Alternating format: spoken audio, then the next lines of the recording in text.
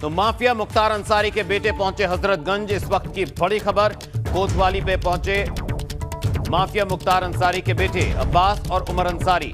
तो हजरतगंज कोतवाली पहुंचे, दोनों पर दर्ज है धोखाधड़ी में मामले में एफआईआर। तो बयान दर्ज करवाने पहुंचे हजरतगंज कोतवाली। डालीबाग में संपत्ति पर कब्जे का मामला जिला प्रशासन की ओर से दर्ज कराई गई थी एफआईआर। हाई कोर्ट से अब्बास और उमर को मिला हुआ है अरेस्ट स्टे। तो तस्वीरें भी अब सामने आ गई, तस्वीरें आप देख सकते हैं। हजरतगंज कोतवाली पहुंचे अब्बास और उमर अंसारी, तो दोनों पर दर्ज हैं धोखाधड़ी मामले में एफआईआर। एक्सक्लूसिव तस्वीरें एबीपी गंगा पर आप देख रहे हैं। बयान दर्ज करवाने पहुंचे हजरतगंज कोतवाली। और ज्यादा जानकारी के लिए रुक करेंगे लखनऊ से सहयोगी विवेक त्रिपाठी हमारे साथ फोन लाइन से जुड़ चुके हैं। विवेक, आपसे जानना चाहेंगे, तस्वीरें भी सामने आई, हजरतगंज कोतवाली बयान दर्ज करवाने पहुंचे हैं दोनों, क्या मामला है और किस तरह की कार्रवाई यहां पर हुई है अब तक? हाँ लवी, देखिए, मुख्तार अंसारी के बेटे अब्बास और उमर दोनों लंबे अरसे से गायब थे। उनके खिलाफ हजरतगंज कोतवाली में एक मुकदमा धोखाधड़ी का दर्ज था। डालीबाग इलाके में निष्क्रांत संपत्ति पर कब्जे का आरोप है। उससे 2 टावर इन लोगों ने अवैध कब्जा करके 2 टावर बनाए थे अलग अलग, जिसको एलडीए ने गलत पाते हुए, अवैध पाते हुए उसको ढा दिया था दोनों टावर को। उसके बाद दोनों के खिलाफ एक एफआईआर दर्ज कराई थी धोखाधड़ी की धाराओं में। इन लोगों ने जमीन पर कब्जा करने के लिए तमाम फर्जी दस्तावेज बनाए थे। उन दस्तावेजों के जरिए वो सरकारी संपत्ति पे कब्जा करना चाहते थे। इस मामले में दोनों पुलिस की हिरासत से, पुलिस की पकड़ से दूर थे। पुलिस ने दोनों पर 25-25 हजार रुपए का इनाम भी किया था। हालांकि बाद में दोनों ने हाईकोर्ट में प्रार्थना पत्र दिया, जिसके बाद उनको स्टे मिला हुआ था। आज ये दोनों यहाँ पर अपने बयान दर्ज कराने आए हैं। इनके वकील हैं साथ में और इनके तमाम समर्थक यहाँ पर साथ में हैं। दोनों भी विवेचक के समक्ष अपने बयान दर्ज करा रहे हैं। इसके बाद डीसीपी से इनकी मुलाकात होगी। करीब आधे घंटे से ये प्रक्रिया चल रही है अंदर बंद कमरे में, और जो भी बयान में चीजें सामने आएंगी उसके आधार पर पुलिस आगे की कार्रवाई करेगी। इनकी गिरफ्तारी के प्रयास किए थे, लेकिन कोर्ट में स्टे होने की वजह से पुलिस ने कदम खींच लिए हैं, क्योंकि बड़ा मामला है और पुलिस के अधिकारी इसकी एक एक गतिविधि पे नजर बनाए हुए हैं कि वो आखिर कौन से दस्तावेज प्रस्तुत कर रहे हैं, आखिर उन्होंने कौन सी ऐसी साक्ष्य दिए हैं जिस जमीन को वो अपना बता रहे थे, दावा कर रहे थे, उससे आखिर क्या अपने अधिकार पत्र पे क्या दिखाया है उन्होंने। ये भी थोड़ी देर में जब वो बाहर निकलेंगे तब ये जानकारियां इससे मिलेंगी। जी बिल्कुल विवेक, आप फिलहाल आपका बहुत बहुत शुक्रिया इस तमाम जानकारी के लिए। आप नजर बनाकर रखें, आगे भी हम आपसे अपडेट्स लेते रहेंगे। तो ये थे सहयोगी विवेक त्रिपाठी, अपडेट दे रहे थे कि फिलहाल बयान दर्ज किए जा रहे हैं अब्बास अंसारी और उमर अंसारी के। कोतवाली पहुंचे हजरतगंज लखनऊ, और क्योंकि गिरफ्तारी से स्टे मिला हुआ, अरेस्ट स्टे मिला हुआ है कोर्ट से, इसलिए आज कोतवाली पहुंचे हैं और बयान दर्ज करा रहे हैं। तो पुलिस फिलहाल गिरफ्तारी की कोशिश कर रही थी, लेकिन अब हाथ पीछे खींचे हैं पुलिस ने और बयान दर्ज किए जा रहे हैं।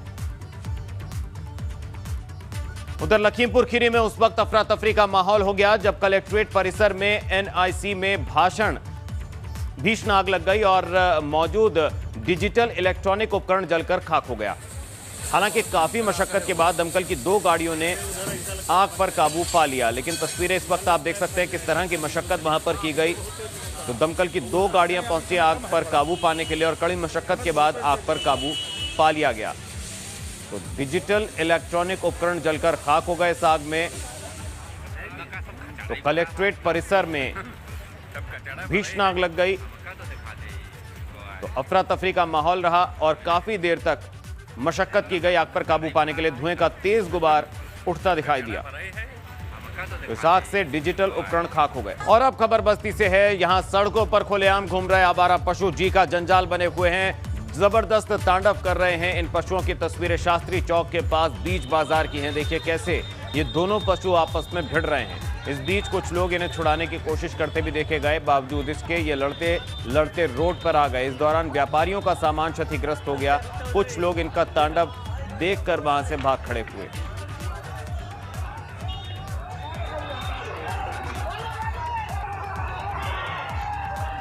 बीच सड़क आवारा पशुओं ने जमकर उत्पात मचाया, जमकर उनका तांडव हुआ।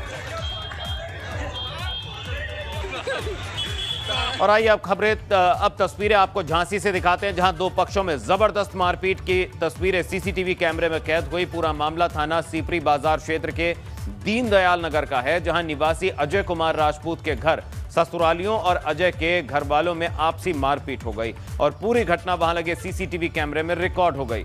अजय कुमार एक बैंक में कर्मचारी हैं और पुलिस ने दोनों पक्षों की ओर से मुकदमों को दर्ज कर आगे की कार्रवाई शुरू कर दी है। तो तस्वीरें आप देख सकते हैं, सीसीटीवी कैमरे में तस्वीरें कैद हुई हैं, जहां दोनों पक्षों के बीच जोरदार मारपीट हुई। तो मारपीट का सीसीटीवी फुटेज सामने आया है। तो बैंक कर्मी हैं अजय, जिनके ससुराली उन्हें पीटने के लिए पहुंचे और दोनों पक्षों के बीच मारपीट हुई। और अब खबर फतेहपुर से है, जहां जहानाबाद नगर पंचायत क्षेत्र में पड़ने वाले वार्डों का एसडीएम बिंदकी निरीक्षण करने के लिए पहुंचे, जिसके बाद अधिकारियों और कर्मचारियों में हड़कंप मच गया। औचक निरीक्षण के दौरान एसडीएम ने साफ सफाई का भी निरीक्षण किया, जहां गंदगी का अंबार देखने को मिला।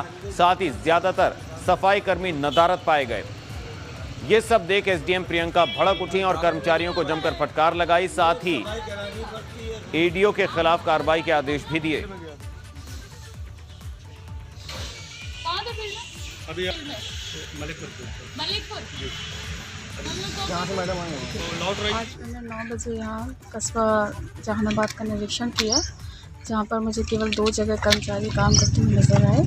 बाकी ज़्यादातर जगहों पर ना तो नालियों की सफाई हुई है, कूड़े के ढेर पड़े हैं। एक यहाँ पर एक तालाब जैसा जो दिख रहा था, हालांकि वो किसी का खेत है, और वहाँ पानी की निकास की कोई भी यहाँ पर व्यवस्था नहीं है। लोग बहुत परेशान हैं। मैंने ईओ को बुलाया है अपने ऑफिस और उनसे बात करके जल्दी इनकी समस्या का निस्तारण कराया जाए। वहीं खबर आ रही है, सपा ने सिरसागंज विधायक को पार्टी से निकाला। इस वक्त की बड़ी खबर, एमएलए हरिओम यादव को 6 साल के लिए निकाला गया। पार्टी विरोधी गतिविधियों का आरोप, इस वक्त की बड़ी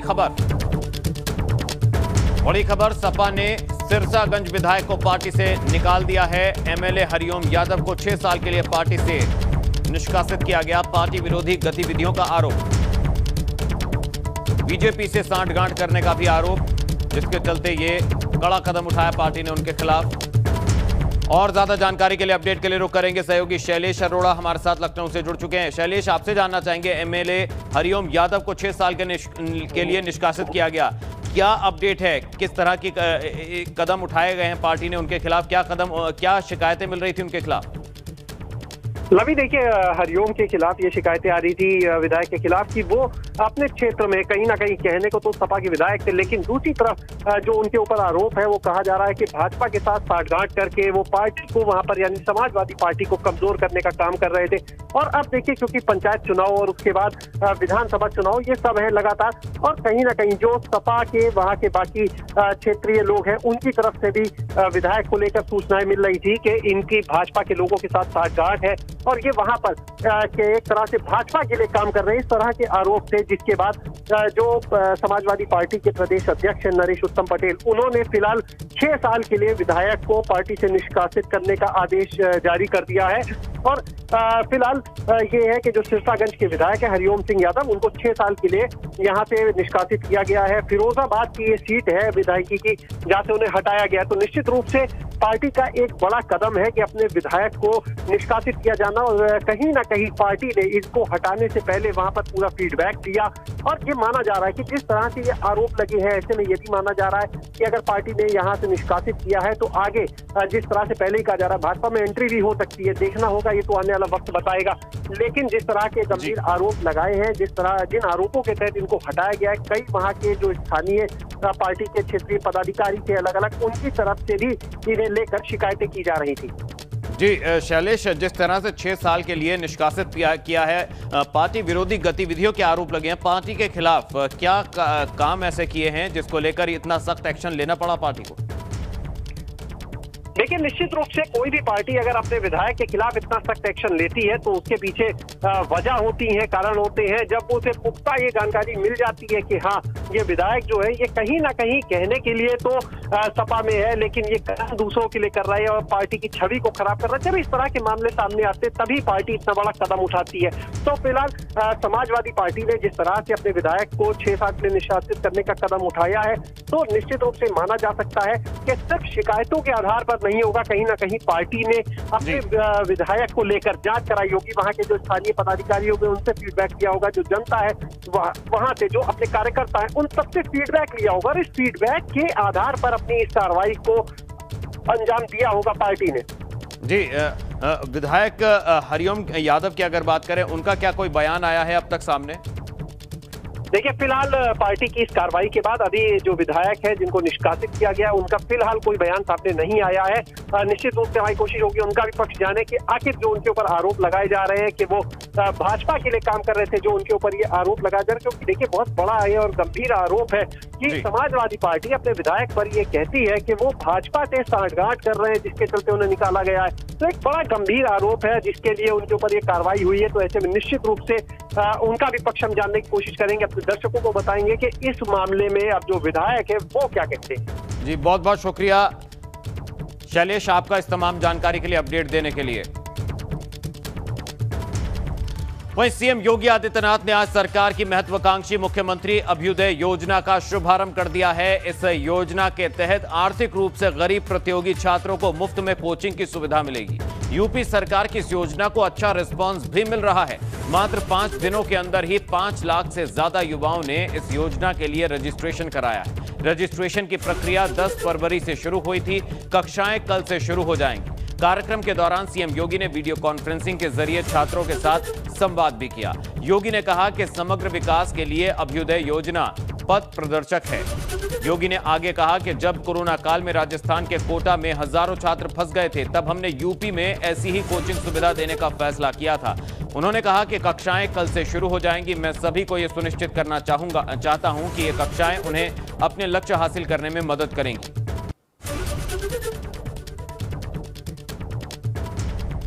यानी धर्म क्या है, जो इस श्लोक में अभ्युदय का मार्ग प्रशस्त करें और इस जन्म के बाद उसकी मुक्ति का मार्ग भी प्रशस्त कर सके।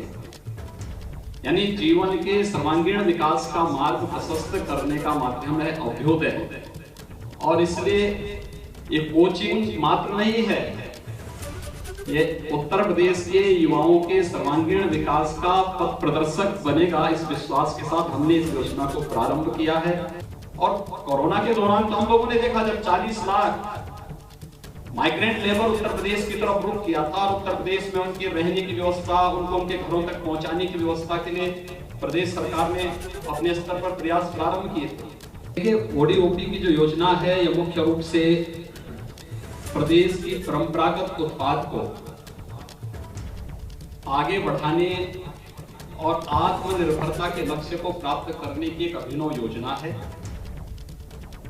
जो 2018 में हम लोगों ने प्रदेश से प्रारंभ किया था और 2020 में यूनियन बजट ने भी इसकी सराहना ही नहीं की, बल्कि इसके लिए स्पेशल पैकेज की व्यवस्था भी की। और आज आप देख रहे हैं प्रधानमंत्री मोदी जी ने आत्मनिर्भर भारत का आह्वान जब देश के अंदर किया तो उसकी आधारशिला भी ओडीओपी की ये योजना ही बनी है। चलिए, अब बात प्रियंका गांधी वाड्रा के दौरे की। तो कांग्रेस महासचिव प्रियंका गांधी आज बिजनौर दौरे पर रही, जहां उन्होंने किसान महापंचायत को संबोधित किया। इस दौरान प्रियंका के मोदी सरकार पर जमकर प्रियंका गांधी ने हमला बोला। प्रियंका ने कहा कि प्रधानमंत्री नरेंद्र मोदी को 2 बार जनता ने चुना क्योंकि उनसे लोगों को कुछ उम्मीद रही होगी। उन्होंने बार बार रोजगार, किसानों की बात की, लेकिन अब उनके राज में कुछ नहीं हो रहा है। प्रियंका गांधी ने यह सवाल यहां किया कि 2017 से यहां गन्ने का रेट नहीं बढ़ा है। पीएम मोदी ने किसानों का बकाया पूरा नहीं किया, लेकिन अपने लिए 16,000 करोड़ के हवाई जहाज खरीद लिए। सरकार ने 3 नए कानून जारी किए और जितना भी आंदोलन हो रहा है देश में, जो किसान 80 दिनों से दिल्ली के बॉर्डर पे सर्दी में इतने दिनों से बैठे हुए हैं, अब गर्मी की तैयारी कर रहे हैं, तो किस लिए बैठे हैं? प्रधानमंत्री जी कहते हैं कि ये जो कानून बने हैं ये किसान की भलाई के लिए बने हैं। ठीक है, मान लेते हैं कि किसान की भलाई के लिए बनाए हैं आपने कानून। तो जब किसान मना कर रहा है, जब किसान कह रहा है कि भैया मुझे आपके कानून नहीं चाहिए, तो आप इनको वापस क्यों नहीं ले लेते? आपको मालूम होगा कि यूपी के किसानों का, गन्ने किसानों का 10,000 करोड़ रुपया बताया है, और अगर पूरे देश भर के गन्ने का बकाया देखा जाए तो 15,000 करोड़ का है। अब आप सोच सकते हैं कि ये ऐसे प्रधानमंत्री हैं कि आपका बकाया आज तक पूरा नहीं किया, लेकिन अपने लिए दुनिया में भ्रमण करने के लिए इन्होंने 2 हवाई जहाज खरीदे हैं। करोड़ों रोजगार की बातें हुई, आपको आगे बढ़ाने की बात हुई, छोटे व्यापारी को आगे बढ़ाने की बात हुई, तमाम निर्णय लिए गए। उसके बाद अगला चुनाव आया। अगले चुनाव में जहां जहां गए, मोदी जी ने किसानों की बात की, बेरोजगारी की बात की कि उसे दूर करेंगे। आपको कहा कि आपकी आय दुगनी करेंगे, आप दुगना कमाएंगे, ऐसी ऐसी नीतियां लाएंगे जिससे खुशहाली बढ़ेगी। लेकिन क्या हुआ?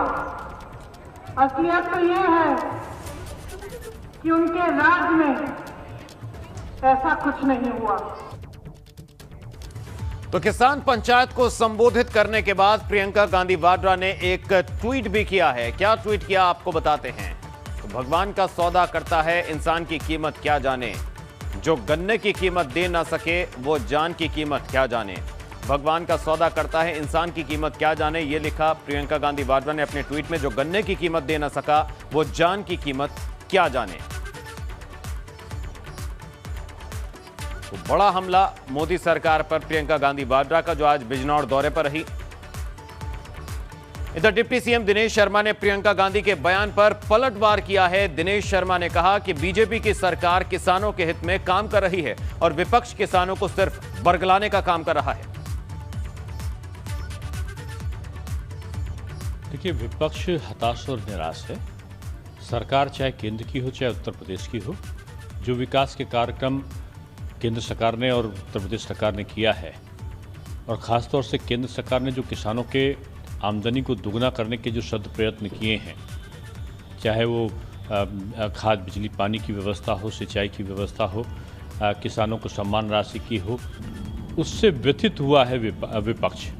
और हताश और निराश होकर मुद्दा विहीन होने के बाद वो अनर्गल प्रलाप करके दुष्प्रचारित करने का षड्यंत्र काफी समय से कर रहा है। हाथरस कांड के मास्टरमाइंड रऊफ शरीफ को एसटीएफ ने मथुरा के एडीजे प्रथम कोर्ट में पेश किया। इस वक्त की बड़ी खबर, हाथरस कांड के मास्टरमाइंड रऊफ शरीफ को एसटीएफ ने मथुरा में एडीजे प्रथम कोर्ट में पेश किया। कल केरल की अर्नाकुलम जेल से प्रोडक्शन वारंट पर मथुरा लेकर आई थी एसटीएफ। ईडी की टीम ने 12 दिसंबर को केरल एयरपोर्ट से किया था गिरफ्तार। विदेश भागने की फिराक में था रऊफ शरीफ। विदेशी फंडिंग, हाथरस पर दंगा भड़काने, देशद्रोह का आरोपी है रऊफ शरीफ। 5 अक्टूबर को रऊफ शरीफ के 4 साथियों की हाथरस जाते समय मथुरा से हुई थी गिरफ्तारी। मथुरा जेल में बंद है रऊफ शरीफ के 4 साथी अतीकुर रहमान, मसूद अहमद, आलम और सिद्दीक। ईडी ने 12 दिसंबर को केरल से किया था गिरफ्तार। विदेशी फंडिंग, दंगा भड़काने और देशद्रोह का आरोपी है रऊफ शरीफ। 12 जनवरी को हुई थी गिरफ्तारी। हाथरस कांड का मास्टरमाइंड रऊफ शरीफ आज एडीजे कोर्ट में पेश हुआ। एडीजे प्रथम कोर्ट में उसकी पेशी हुई। कल केरल से प्रोडक्शन वारंट पर मथुरा लाया गया आरोपी रऊफ शरीफ। तो विदेश भागने की फिराक में था रऊफ शरीफ।